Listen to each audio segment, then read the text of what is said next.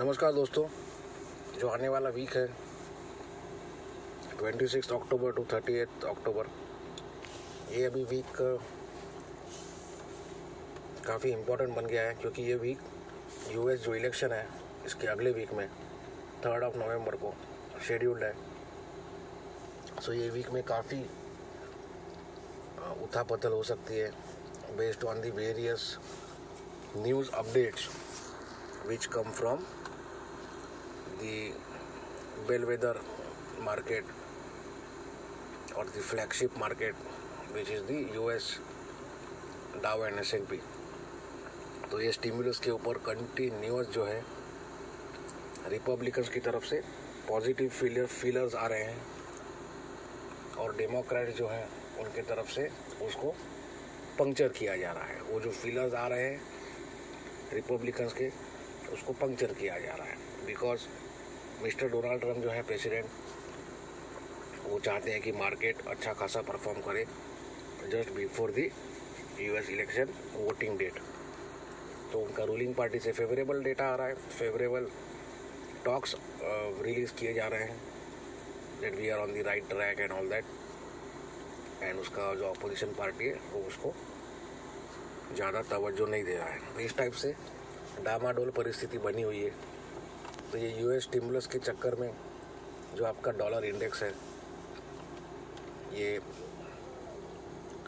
एक important level पे खड़ा है क्योंकि अगर स्टिमुलस आता है तो डॉलर इंडेक्स मेल्ट हो जाएगा। डॉलर इंडेक्स मेल्ट हो जाता है तो it is good for global commodity, equity and emerging market currencies. और स्टिमुलस नहीं आता है तो डॉलर इंडेक्स स्पाइक करता है, और जब डॉलर इंडेक्स स्पाइक करता है तो it is bad for global commodities because all of them are priced in US dollars. It is bad for emerging market currencies and it is bad for global banking stocks as well. तो ये सब डामाडोल परिस्थिति बनी हुई है। Before we go to the Nifty, हम लोग एक न्यूज़ अपडेट्स की तरफ ध्यान डालते हैं। तो ये इकोनॉमिक टाइम्स का मैंने पेज खोला है। यहाँ देखिए जो आर्बिट्रेशन सिंगापुर के एक कोर्ट में हो रहा था, वहाँ पे अमेज़ॉन के फेवर में जजमेंट गया है। सो रिलायंस जो रिटेल, अभी इन्होंने जियो तो अच्छा खासा अनलॉक कर दिया है, काफ़ी स्टेक बेच चुके हैं। अभी जो रिलायंस का जो 2300 के आसपास का जो लाइफ हाई था उसके अगर उसको आगे लेके जाना है क्योंकि अच्छा खासा भाग चुका है स्टॉक और थोड़ा बहुत ओवर वैल्यूड भी है, तो अगर उसके आगे उसको ले जाना है तो आपको रिटेल में वैल्यू अनलॉकिंग दिखना ज़रूरी है क्योंकि जो उनका लीगसी बिजनेस है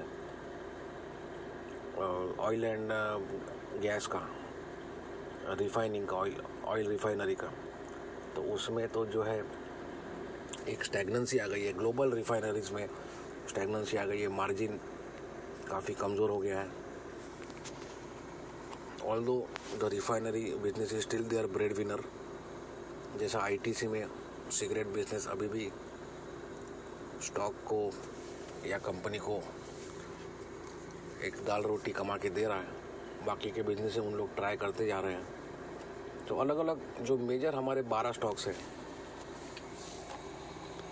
इसमें अपडेट्स आते जा रहे हैं। जैसे आईटीसी में अपडेट आया है, एक उनके जो संजीव पुरी है आईटीसी के हेड, उनका एक इंटरव्यू में अपडेट आया है कि वो ग्रेजुअली अलग अलग बिजनेसेस हाइव ऑफ करके डीमर्ज करके उनको अलग से लिस्ट करेंगे, होटल्स और वो सब। फिर रिलायंस का खिलाफ जजमेंट आया है, अमेज़ॉन के फेवर में आया है। जो फ्यूचर ग्रुप बियानी साहब का जो है वो रिलायंस खरीद चुका था लेकिन वो अमेज़ॉन के फेवर में आया है। फिर बैंक्स की अगर बात करें तो गवर्नमेंट ने वो जो अप टू 2 करोड़ के जो लोन्स थे उसमें इंटरेस्ट है वो माफ़ कर दिया है, कंपाउंडेड इंटरेस्ट, और 6000 करोड़ का हिट अपने ऊपर लेने की बात की है और बैंक्स को वो सब एंट्रीज रिवर्स करने को बोला है विच गवर्नमेंट विल रीइम्बर्स। अब ये सब गवर्नमेंट रीइम्बर्स और ये सब जो है इसमें लंबा प्रोसेस होता है। तो पहले तो बैंक्स के बुक में इसका हिट आता है और काफ़ी टाइम के बाद उनको रीइम्बर्समेंट मिलता है या कभी कभी सेट ऑफ भी हो जाता है। जैसा ये फार्मर लोन्स जो वेव ऑफ हुए हैं इतने सालों से, वो कई टाइम तो आए ही नहीं है क्रेडिट बैंकों के अकाउंट्स में। तो गवर्नमेंट अनाउंस कर देता है, बैंक उसको राइट ऑफ करके NPA कर देती है, लेकिन उनको रीइम्बर्समेंट आता ही नहीं है। तो ये खुशी और दुख दोनों मिक्स है इसके अंदर, ये मिक्स्ड इमोशंस है बैंकों के लिए कि इंटरेस्ट ऑन इंटरेस्ट जो है वेव ऑफ हो गया है, लेकिन गवर्नमेंट भी उसको रीइम्बर्स करने वाली है, लेकिन गवर्नमेंट का काफ़ी लंबा प्रोसेस होता है जैसा मैंने बोला। तो ये सब कोई ज़्यादा खुशी मनाने वाली बात है ही नहीं बैंक निफ्टी के लिए। फिर इसमें एक इम्पॉर्टेंट अपडेट है, काफ़ी रूमर आज के ज़माने में एक ऐसा हो गया है कि पहले इंडिविजुअल जो ऑपरेटर्स थे उन लोग SMS और व्हाट्सएप के थ्रू रूमर फैलाते थे। आज के ज़माने में प्रॉपर ऑफिशियली मीडिया हाउसेज ही सोर्स बेस्ड ऐसा कह के अंधाधुंध जो है रूमर फैला रहे हैं, कोई बिना कोई शर्म के। एवरी अल्टरनेट डे नए नए रूमर्स आते हैं और एज पर नोन सोर्सेज करके उसको खपा देते हैं। तो अभी लेटेस्ट अपडेट आया है कि भाई इंडसइंड बैंक को कोटक बैंक खरीदने वाला है। अभी इंडसइंड बैंक जो है ये स्टॉक काफ़ी ज़बरदस्त तरीके से क्रैश हो चुका है। ये देखिए कोरोना के पहले इसका क्या सिनेरियो था। 2018 में देखिए आप ऑलमोस्ट 2000 रुपये का स्टॉक था। तो उसके बाद क्या हालत हुआ इसका देख लीजिए। इसका मार्केट कैप भी काफ़ी कम है, आई थिंक 38,000 करोड़ के आसपास। तो कोटक बैंक इसको खरीद लेगा, ये अभी मार्केट में रूमर ऑफिशियल बेसिस पे मीडिया वाले फैला रहे हैं। तो ये पॉजिटिव बात हो गई, पॉजिटिव रूमर हो गया इंडसइंड बैंक के लिए। ये इंडसइंड बैंक ऑल्दो बहुत छोटा काउंटर है from the free float perspective. Free float क्या होता है वो हम लोगों ने अभी रिसेंटली जो हमारा वेबिनार हुआ है सैटरडे को, इंडेक्स ट्रेडिंग वेबिनार, उसमें क्लियर समझाया था। लेकिन ये सेंटिमेंटल वैल्यू उसका बहुत ज़्यादा है बैंक निफ्टी के लिए।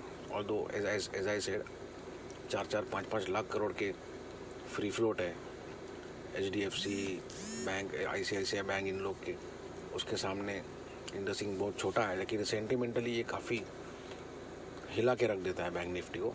और ये रूमर बेस्ड और इस टाइप का व्हाट्सएप फॉरवर्ड बेस्ड 10-10, 15-15, 20-20% ऊपर नीचे चलते रहता है। तो ये पॉजिटिव रूमर हो गया इंडसइंड के लिए। कोटक के लिए भी थोड़ा बहुत पॉजिटिव रूमर हो गया कि उनको सस्ते में बैंक मिल रहा है और उनका काफ़ी जो है स्पैन बढ़ जाएगा after they acquire this IndusInd bank. फिर रिलायंस का हमने बात कर लिया, अमेजॉन डील वाला, ITC का बात कर लिया। फिर JSW स्टील का रिजल्ट आया, उसमें कमेंट्री जो है वो काफ़ी स्ट्रांग आई। नेस्ले जो है, नेस्ले का जो पेरेंट है, यूरोपियन पेरेंट, उन्होंने कहा था कि मिड सिंगल डिजिट हमको वॉल्यूम ग्रोथ दिखता है, लेकिन एक्चुअल रिजल्ट आया तो डबल डिजिट वॉल्यूम ग्रोथ आया है। तो सब नेस्ले भी आपका निफ्टी के अंदर का काउंटर है। सो सब पॉजिटिव नेगेटिव का सब मिक्स जो है खिचड़ी बन गया है न्यूज़ का, इंडेक्स के डायरेक्शन की अगर बात की जाए तो। और क्वार्टरली जो रिजल्ट्स हैं वो काफ़ी अच्छे आ रहे हैं। फिर हम लोग एक न्यूज़ पे नज़र घुमा लेते हैं। अब यहाँ देखिए, यहाँ पे एक्सपेक्टेशन है कि भाई PV मतलब passenger vehicle sales are expected to see record demand based due to festive season. ये सब न्यूज़ इस तरह के मार्केट में आते रहते हैं। फिर यहाँ देखिए NSA जो है, national security adviser, he wants China कि हम लोग ग्रेटर गुड के लिए विल फाइट। ये एक निगेटिव हो गया। फिर देखते हैं आगे किस तरीके से बढ़ रहा है। अब ये देखिए रिलायंस इंडस्ट्रीज ने जो 15% तक सैलरी कट किया था वो वापस ले लिया है, तो ये पॉजिटिव हो गया। फिर कोरोना वायरस केस की बात की जाए, WHO वहाँ पे उन्होंने रिकॉर्ड जो है केसेस रिपोर्ट करना चालू कर दिया है। फिर DHFL की बात की जाए तो ये जो वाधवान ब्रदर्स है, इनको बेल मिल गया है। अभी इन लोगों ने जो 43,000 करोड़ जो इनको देना बाकी है लेंडर्स को, वो कह दे कि हमारे पर्सनल असेट्स हम बेच के वो 43,000 करोड़ लौटा देंगे। देखिए क्या मजाक वाली बात हो रही है। पर्सनल असेट्स इन लोग के 43,000 करोड़ के हैं, ऐसा वो ऑफिशियली क्लेम कर रहे हैं, और उसको बेच के हम सब पैसा लौटा देंगे। इस तरीके से जो है मार्केट में चलते रहता है सब बातचीत।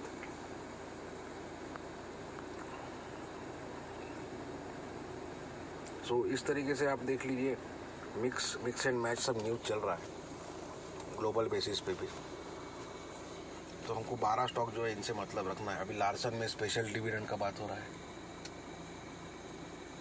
ये सब, ये जो मेजर 12 स्टॉक की अगर बात की जाए तो बजाज फाइनेंस का रिजल्ट ठीक ठाक आया था, इसमें अपग्रेड्स काफ़ी आए थे अच्छे।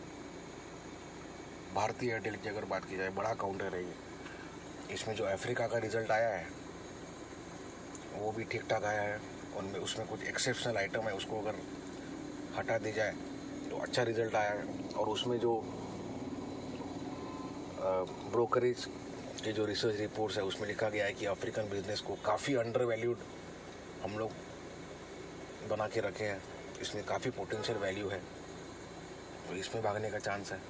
टाटा मोटर्स का जो अपडेट आया है ऑन दी सेल्स फ्रंट वो भी अच्छा खासा आया है। JLR का भी ठीक ठाक आया है। तो सब मिक्स न्यूज़ चल रहा है, कोई एक डायरेक्शन है ही नहीं मार्केट में। तो ये तीसरा हफ्ता हो जाएगा जब 790 to 12,000 का रेंज बहुत इंपॉर्टेंट हो जाएगा। ये रेंज के बीच में आपको खेलना है। आपको गैप अप आता है 12,000 के आसपास तो आपको शॉर्ट करना है, गैप डाउन आता है 800 के आसपास आपको बाय करना है। ये एक सिंपल सा ट्रेड बन चुका है। अभी अगर ये ब्रेकआउट दे देता है तो हम लोग को वीकली से मतलब रखना है। तो आप देखिए, जो 12,025 का जो हाई है निफ्टी का, ये कोरोना के बाद जो निफ्टी गिरा था उसके बाद का ये पोस्ट कोरोना सेशन का हाईएस्ट लेवल है 12,025। सो अगर हम वीकली की बात करें, जो ये वीकली चार्ट है, तो इसमें आप देखिए जो अपर बॉलिंगर है 196 के आसपास दिखा रहा है। तो ये 12,025 मतलब इसमें आप 5-10 पॉइंट एक मार्जिन रखिएगा, तो 12,030 12,035 के आसपास अगर उसके ऊपर क्लोजिंग दे देता है अच्छा खासा, तो फिर ये आपको 12,150 to 200 तक दिख जाएगा। सो ये सब range based and level based पूरा गेम बन गया है। क्लियर डायरेक्शन मार्केट में है नहीं। सो नियर 12,000 आप शॉर्ट कीजिए बिंदास, और नियर 800 आप बाय कीजिए बिंदास। लेकिन जैसा मैंने यहाँ बोला है, पोस्ट कोरोना सेशन का जो हाई था 12,025, इसके ऊपर अच्छा खासा अगर क्लोज दे दिया तो फिर 12,200 की आप तैयारी रखिए एज ए ट्रेडर, क्योंकि ये पूरा का पूरा एल्गोरिदम बेस्ड बन गया है अभी global as well as Indian market. So ये अगर 12,025 का लेवल जंप करा देता है तो एल्गोरिदम ही उसको खींच लेगा, जिसको हम लोग एक्सेंचुएशन कहते हैं। तो वो एक्सेंचुएट करके उसको 200 पॉइंट वहाँ से खींच लेंगे, 150-200 पॉइंट एक्सक्यूज में। और नीचे के लेवल पे भी आपको पता है कि 11,800 790 के नीचे बंद दे देता है, तो फिर आपको 600 11,400 तक ओपन हो जाता है। तो इस तरीके का मिक्स पूरा सिनेरियो बन गया है। लेकिन इसके अंदर भी जो हमारा लाइव लेवल हम लोग टेलीग्राम ग्रुप में और ट्विटर पे डालते हैं, वो बहुत ज़्यादा इम्पोर्टेंट बन जाता है, क्योंकि लाइव लेवल ही हमको हर एक वीक में ज़बरदस्त तरीके से बड़े बड़े मूव्स कमा के दे रहा है। सो मार्केट तो रेंज बाउंड है, हो सकता है ये पूरा हफ्ता रेंज बाउंड रहे, या एक मामूली ब्रेकआउट देके, जिसको हम लोग फॉल्स ब्रेकआउट भी कहते हैं, सब बुल्स को ट्रैप करके फिर वहाँ से क्रैश हो जाए, या नीचे सब बियर्स को ट्रैक करके या वहाँ से पुल बैक कर ले। तो अब लाइव लेवल जो है उस पर आप ध्यान रखिए। और हम लोगों ने अभी उसको लाइव लेवल्स को एक रिस्ट्रिक्टेड ग्रुप में डाल दिया है, जो हम लोग जिसको एक प्रिविलेज कम्युनिटी कहते हैं, जो पेड वर्जन है। उस आपसे आग्रह है कि आप वो ज्वाइन कीजिए, क्योंकि उसका काफ़ी मामूली सब्सक्रिप्शन है, लेकिन उसका बेनिफिट जो है उसके मल्टीपल टाइम्स है। तो जो ऑलरेडी वो प्रिविलेज ग्रुप के मेंबर्स हैं वो जानते हैं इस बात को कि कितना एक्सपोनेंशियल लेवल पर उनको रिटर्न जनरेट हुआ है versus what they have paid the subscription amount. So ये क्लियर मेरे तरफ से एक सजेशन है, एडवाइस तो मैं नहीं कहूँगा, ये सजेशन है कि रेंज में हम लोग को निफ्टी लगता है और रेंज टूटेगा तो फॉल्स ब्रेकआउट के नाम पे 150-200 पॉइंट ऊपर नीचे खींच लेगा, क्योंकि कोई इवेंट तो है ही नहीं पूरा का पूरा वीक में। और यूएस स्टिमुलस के जो टॉक्स है, जैसा मैंने आपको बोला, रिपब्लिकन्स प्रो वाला न्यूज़ फैला रहे हैं, डेमोक्रेट्स एंटी वाला न्यूज़ फैला रहे हैं, और इंडिया में जो कंपनी लेवल पे फेक न्यूज़ का जो है बाढ़ आ गई है। तो उसके बदौलत ये 12 स्टॉक्स अपनी अपनी चाल चलेंगे। अगर एक साथ चाल चलते हैं तो ब्रेकआउट और ब्रेकडाउन हम लोग को मिल जाएगा। अगर एक दूसरे को काटते हैं, जो 2 हफ्ते से कर रहे हैं, तो हमको रेंज में खेलना है। तो रेंज में आपको ज़बरदस्त स्कैल्पिंग ट्रेड्स भी मिल जाते हैं। तो ये सब आप ध्यान रखिए। Thank you very much.